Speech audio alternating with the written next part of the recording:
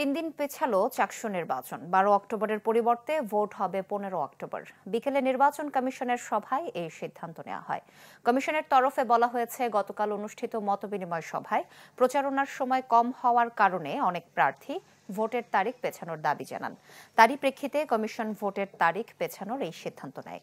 একই সাথে মনোনয়নপত্র প্রত্যাহারের দিনক্ষণ একদিন বাড়িয়ে বুধবার করা হয়। এছাড়া 12 থেকে 18 অক্টোবর পর্যন্ত বিশ্ববিদ্যালয়ের সব পরীক্ষা স্থগিত রাখার কথাও জানায় কর্তৃপক্ষ। ভোটের দিন ও পরদিন বন্ধ থাকবে বিশ্ববিদ্যালয়। প্রার্থী চূড়ান্ত হওয়ার পরে ইউনিভার্সিটি বন্ধ হয়ে যাচ্ছে। এরপর যখন খুলবে তারপরে ওরা মাত্র 5 দিন ওয়ার্কিং ডে পাচ্ছে প্রচারণার জন্য।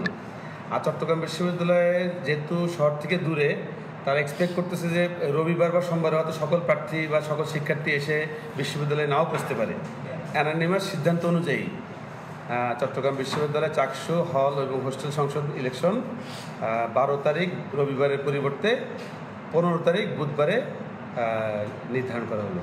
12 তারিখ থেকে 16 তারিখ 15 তারিখ পরীক্ষা হবে, 16, 17, 18 শুক্রবার শনিবার ওই পর্যন্ত ক্লাস পরীক্ষাটা বন্ধ থাকবে। আর ক্লাস শুধুমাত্র আগের দিন,